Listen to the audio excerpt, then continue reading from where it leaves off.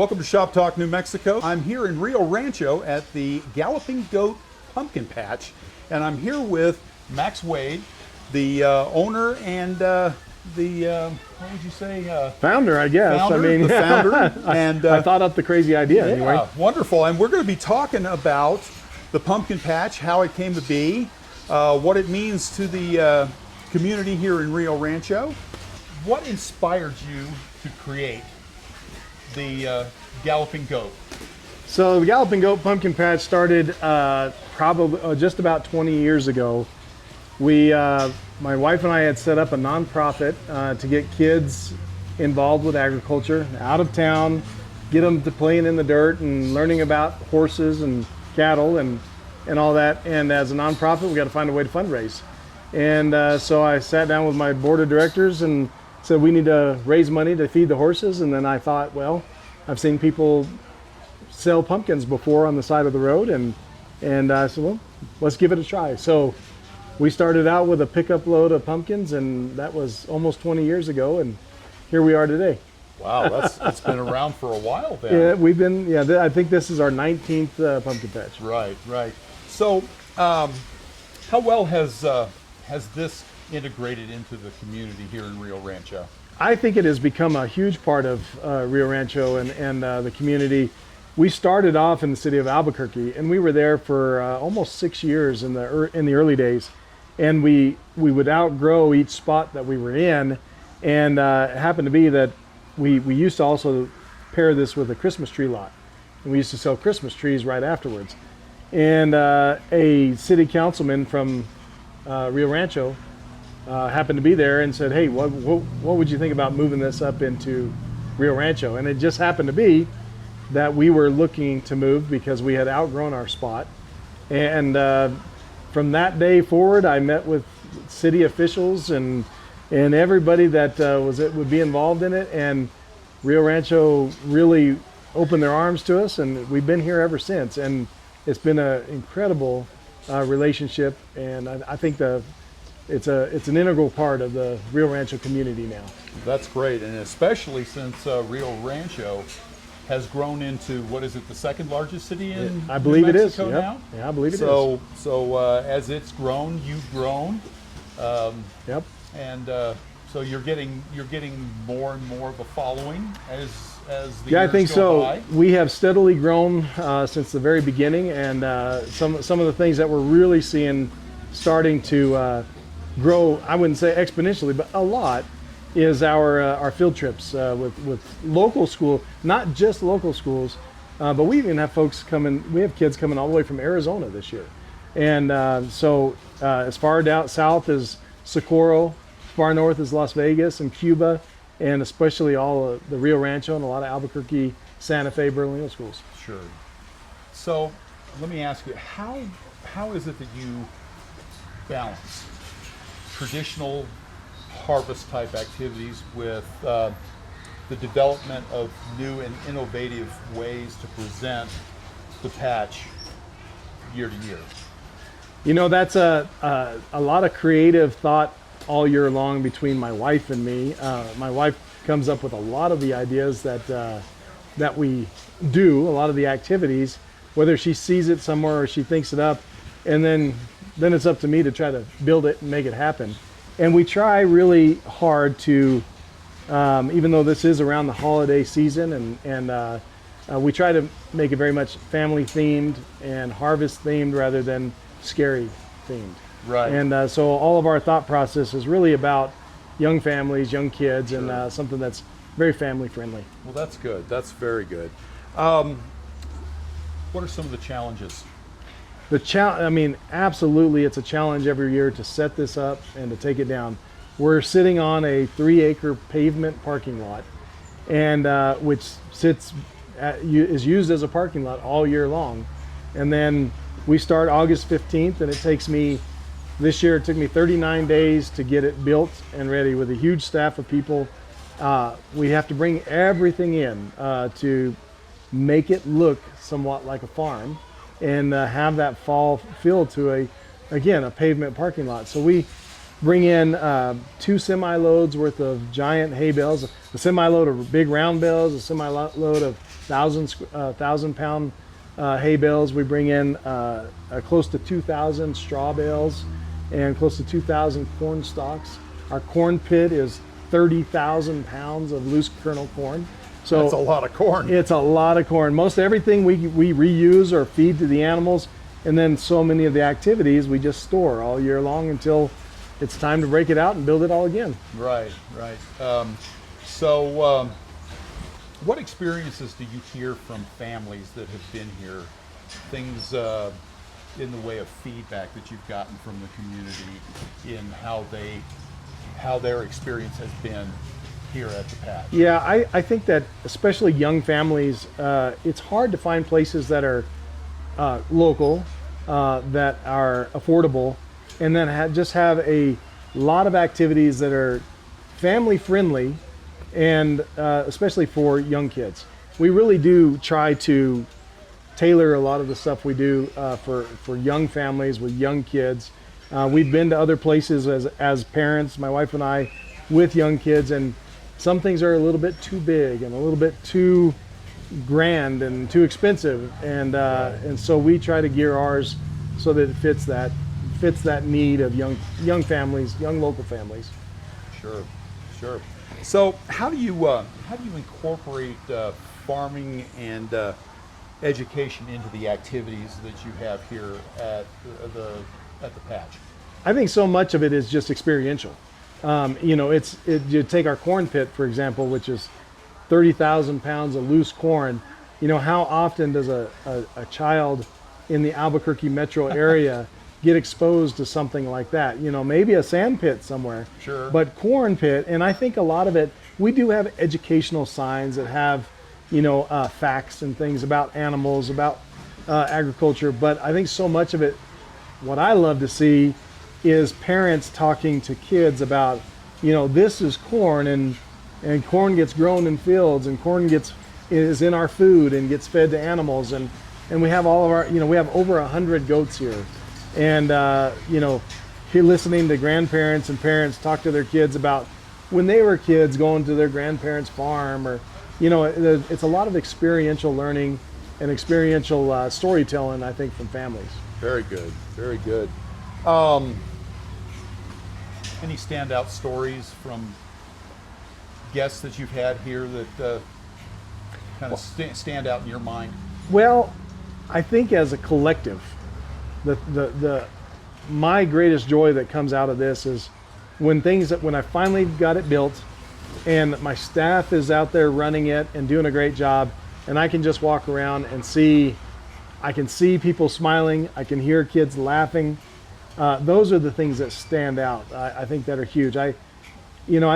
Any one particular moment is blurred by the collective of thousands and thousands of people over the years, and I think that's what's so wonderful about the place. Right. Very good. Since the Galloping Goat started,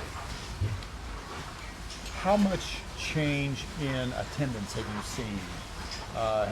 Was it a meteoric rise at the beginning and then tapered off, or has it been gradual and steady as the years go by? Over the last 19 years or so, it's been a steady, gradual increase, I think, every year. There's been a few little plateaus over the last few years, especially around the COVID years, but we've been steadily increasing every year. And I would say that in the beginning, our first pumpkin patch, we didn't even keep attendance in the beginning, but I would say that it might equal one day to, an entire season might have equaled one day that we get now. And so, we might average somewhere between, if we include our field trips, between 40 and 55,000 attendees every year. So, why would you say that pumpkin patches have held such a time-honored tradition, even here in New Mexico? Yeah. I think that's a great question. I think that as we talk to families and we watch families, the transition from summer to fall is especially in a hotter climate. I think with like what we got. I think maybe it's this way everywhere, but we go from the kind of the dog days of summer where it's hot and it's hard. Not a lot of things going on. You don't want to be outside that much because it's so hot. And then the weather starts to change. It starts to cool. The leaves start to change, and I think we all have this kind of nostalgic view of the holiday seasons. And fall, I think, marks the beginning of all of that. Right. As things start to cool and the leaves start to change and people start to go, okay, well, we've got, Halloween's coming and Thanksgiving is coming and Christmas is coming. We start to get back to our family traditions and thinking about family and thinking about the things that are, really important in life. And we've been grinding for all year, all summer long. And I think it's just one of those things like, this is a great time. Maybe the weather's going to change too much and we won't be able to get out and do a whole lot. This is the window of opportunity to go out and do some outdoor family, kind of more heritage, traditional type enjoyment. Sure. Pumpkin patch is seasonal. So what keeps you busy the rest of the year? So we started out as a nonprofit and working with children and agriculture. Over time, my wife and I felt like the nonprofit world really wasn't for us anymore. And so we converted over to, it's a for-profit business. Well, we decided that seasonally and at our stage of life was okay and good enough. And we could run our pumpkin patch and be okay. Well, that was all wonderful until COVID hit. And so when the pandemic hit, the state of New Mexico shut down. We were neither an essential business nor were we, and we were a mass gathering. So we didn't qualify to be able to be in business at that time. So that was our livelihood. And as our name says, Galloping Goat Pumpkin Patch, it was centered around goats. And we had a lot of goats. And so at the time we had to figure out what were we going to do with our time, what were we going to do with our animals. And my kids, my daughter and son-in-law said, hey, we ought to rent our goats out for weed control. And so that's what we started doing during the COVID years was we started renting our goats out for backyard weed control. And we started a large social media campaign around that to get people to even realize that was an option, that you could have goats come into your backyard and eat your weeds as opposed to... Because the city does push weed control. They do a lot. They really do. And it's either get out there with a rake and a hoe or rent a goat. That's exactly right. Yes. So we started to get some business, and then we started to get a lot of traction on social media. And before long, we were working for the state of New Mexico Forestry Department. We were working for the city of Albuquerque, city of Rio Rancho, and it has just grown. That business has grown exponentially since we began, and so we graze. Our goats work almost 365 days a year now. So while we're even running pumpkin patch, we're out there on government contracts doing fire fuels reduction in the forest, in the bosque. We're cleaning out arroyos. We're cleaning out retention ponds. Just any number of different things that municipalities, counties, and forest managers need, and we're using goats to do it. So a goat's appetite has kind of been a windfall for you. It really has. I mean, That's great. My entire life revolves around goats. It really does. Whether it be the pumpkin patch, the Galloping Goat Pumpkin Patch, or Galloping Goat Grazing, or my social media is all about goats. So it's everything that revolves around goats. Fantastic. Where are you on social media?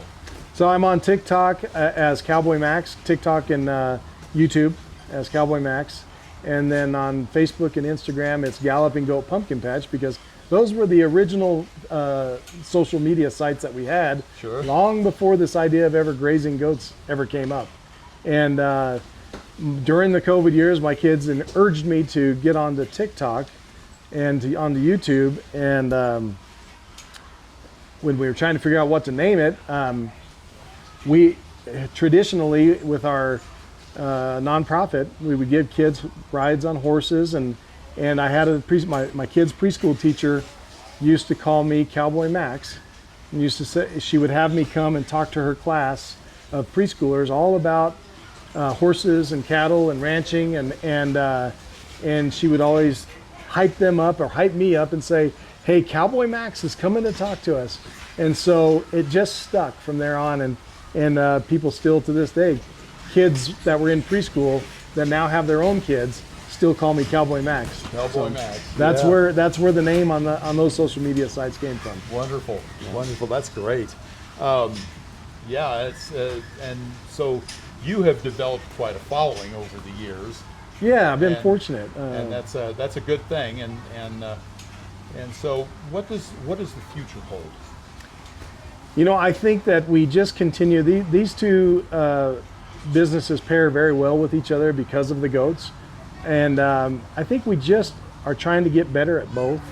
And the future for me is to try to develop these things into organizations that my kids can take over at some point. Sure. And, you know, trying to streamline a pumpkin patch or streamline a grazing business has proven to be an interesting challenge for me.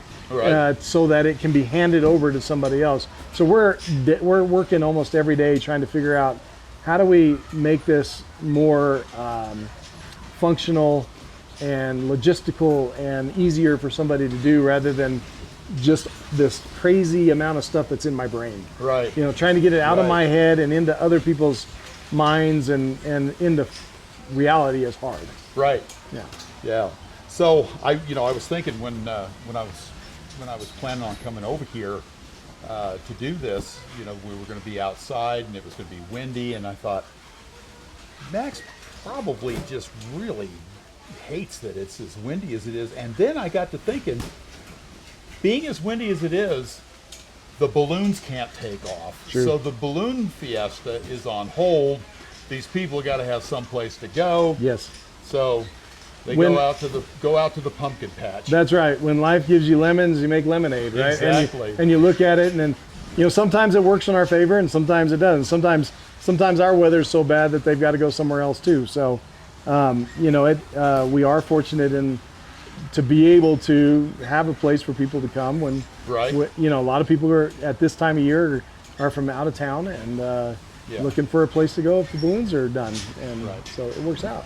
So are you thinking at all about moving your location to some place that's not a 3-acre asphalt lot? It's always on the back of my mind, but it's always I don't know that it's a reality or not, because we have such a great relationship with the city and the event center, and to go and replicate this somewhere else would be very difficult, and to be able to have the land to have a permanent spot is, well, that's economically is not feasible. Not feasible. Right. This is a three acre parking lot that we sit on, but we have a 4-acre parking lot that is for parking. Sure. And that parking lot gets, in the coming weekends is not enough for all the people that park here. So Right. so you got to find a 10-acre place to do it, and I'm not sure I've got the wallet that can Sure. handle that.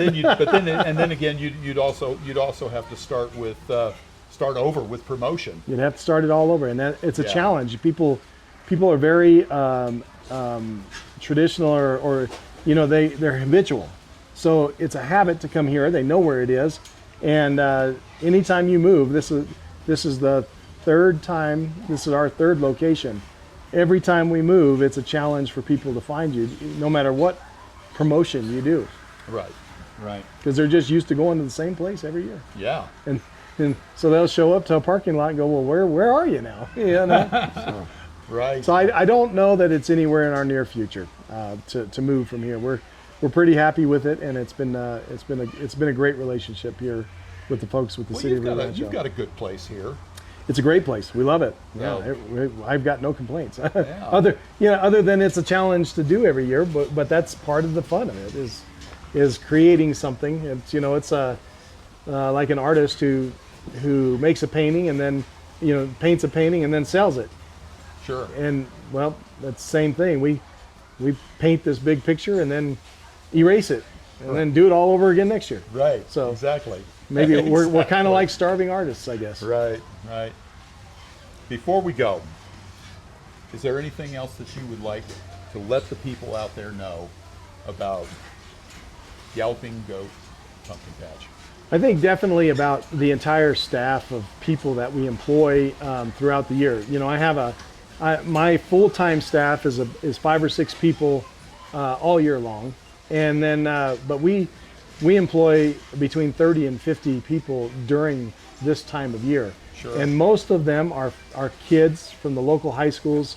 This is their first job that they've ever had, and that's a neat thing to be part of their history in life. Right. That they can remember back to the fact that their very first job was at the pumpkin patch in Rio Rancho, and they can tell their kids about it one of these days. And Right. and that's, we see a lot of that. You know, now that we've been doing this for almost 20 years, a lot of the kids that were part of those early days, that were part of our summer camps and our nonprofit programs that we had, they're now coming to this pumpkin patch with their kids. Sure. And they're able to tell them, you know, hey, when I was a kid, I came here and I helped to raise money so we could feed the horses that I got to ride on the Right. weekends. And so that's a really neat place to be. Okay, so here we are. We're just going to walk around the pumpkin patch a little bit and see what's going on, and hopefully I can catch up with Liz and the kids. And anyway, we've got a little trailer here that's got a number of goats that seem to be very curious about the people that are out here. All right. And what is your name? No? Cat got your tongue, huh? I thought you guys were loud. No? Oh, there you go. Can you say that again? Huh? Can you say that again? No? Okay. All right. Oh, I just heard it. Okay. Okay. So, what's your name? Joseph, for sure. Joseph? Very nice to meet you. So I'm with Shop Talk New Mexico, and what we're doing is we're doing kind of a profile of the park here. Is this your first time at the pumpkin patch? Yes, sir. Yeah. Yes, sir. First time here. So what do you think? My daughter's loving it so far. Right. The wife is loving it. All the animals are really well behaved and they're really well taken care of. So they do a really good job here. Just Right. first impressions. Yeah. Did you know this place has been here for 19 years? I did not. I actually lived here in Rio Rancho about. It's been 16 years, I guess. Okay. And I didn't know that it was here. You didn't know it was here? Did not know it was here. It is kind of a little out of the way, but so you like it, huh? Yes, sir. Yes, sir. We're Yeah. definitely enjoying everything that they've had to offer so far. So, Wonderful. yes, sir. Wonderful. Are you enjoying it, little Missy? Well, good. All right, sounds good. Thank you very much. Thank you. What's your name? My name's Valerie Romero. Valerie? Yes. I'm Carson. It's very nice to meet you. You are on Shop Talk New Mexico, and we are talking about the pumpkin patch today. How long have you worked here? So this is gonna be my second year working here. Good deal. Good Yes. deal. Do you like it? I do. I love meeting like the people. I like, making new friends and just like hanging out with the animals. Is my favorite. Oh, wonderful. Is Max a good boss? He is. He really is. He keeps us really energized. Always keep us working. Like really, really good. Right, right. So, you planning on working here next year? Yeah, if I stay, because it's my senior year, so I'm not sure if I'm going out of state yet. Oh, But okay. Most likely not. So I'm probably Oh. gonna come back. Yeah. Okay. All right. You applying to college? Yes, I am. Where? Either California, like some schools in California, or UNM. Oh, okay. Yeah. All right. Well, UNM's much closer. That's for Yes, sure. It is. That's for sure. What major? I'm thinking nursing or like being a teacher, stuff like that. I like hearing nursing. Yeah. I'm a nurse. Oh, really? Yes. I love yes. it. I'm I an want- operating room nurse. Been doing that for 42 years now. Wow. Yeah. That's- So I love it when people say nursing because Yeah. we certainly need more nurses. Yes, we do. 100%. Okay. All right. Well, thank you for talking with me. Yes, I do thank you so appreciate it, much. and I won't keep you from your appointed rounds any longer. Okay. All right, thank you. All right. Okay. Take care. So, in addition to all of the goats that they have here, they also have a lot of activities. Here we're looking at the paintball target shooting. Not exactly sure what the object of this is, but everybody seems to be having a real good time doing this. So here we see all the goats. They're very curious, a lot of them. We also have what looks like what is that? An alpaca, a llama, some kind of odd creature. Oh, here he comes. Oh, and there he goes. All right. And here we see some of the cutest goats in the history of the universe. That's what the sign up there says. You gotta find a hungry goat. Very cute. Very cute. So I'm doing a video here for YouTube. Okay. That's my name. Oh, what's your name again? Yanelli. Yanelli. Very nice to meet you, Yanelli. Me too. You are on Shop Talk New Mexico, and we're going to be putting this video on YouTube. So you get to be an internet star. Perfect. What do you think? Okay. So let me ask you a few questions. Is this your first year attending this? Yes, this is my first year working here at Galloping Goat Pumpkin Okay. Patch. All right. Have you been to this before without working here? Yes, Yeah. I have. I've been here with my family to bring my little cousins. Oh, wonderful, wonderful. Yeah, it's a super friendly place. I honestly recommend it for a lot of little kids. Okay. Yeah, it seems like. And is it true that these are the cutest goats in the history of the universe? Definitely, I would definitely say so. They have the cutest names as well, and they're all little babies. So. Oh, very nice, very nice. Yes. Okay. All right. So you plan on being here next year too? Yes, I do. Okay. Wonderful. Next fall. Yeah. So is Max a good boss? Oh, he's amazing. He's super nice, and so is Michelle. They're really wonderful people. Oh, okay. Yeah. I haven't met Michelle, but I'm looking forward to it Yes, sometime. definitely. She's super kind, super heartwarming. Right. Yeah. Right. Okay. So anyway, I wanted to see how the staff are liking this. And, Yeah. and it's very good to meet you. And Nice to meet you. so look for our video on YouTube. Perfect. Okay? Go subscribe. Yes. Like and subscribe. Like and subscribe. Comment below. Okay. Yes, All right. okay. Have a Okay. good one. Hey, thank you. Okay, so here's one of the goats. Does this goat have a name?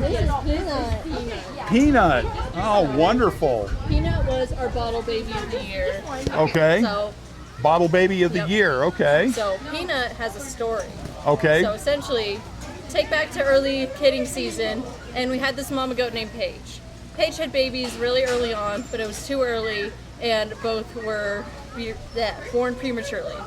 So Okay. she lost both of her babies. Oh, Then that's- cut back way later. Her milk had already dried up by then.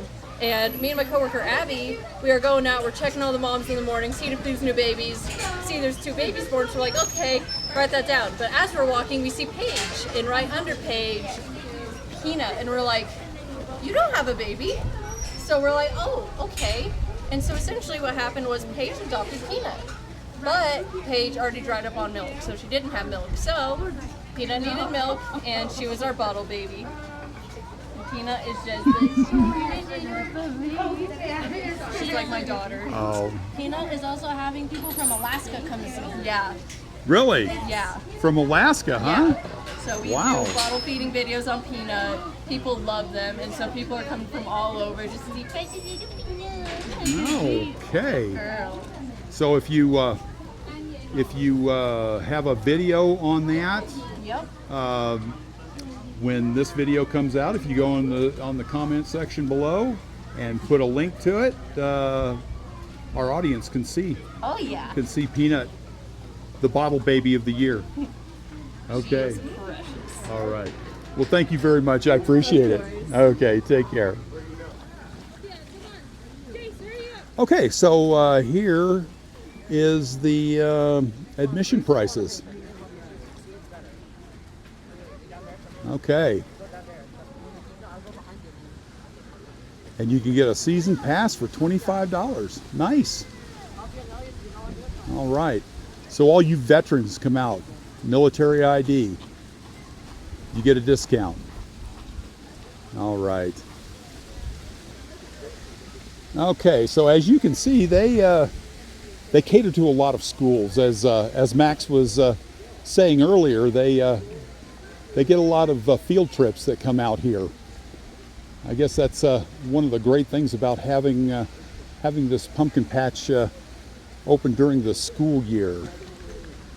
All right. There you go. Max Wade, We did it. thank you very much. I do appreciate you taking the time out of your very busy and hectic schedule to talk with us here at Shop Talk New Mexico. And so that's it for this episode of Shop Talk New Mexico. Please join us next time where we're going to be talking with the people at Santa Fe Brewing Company.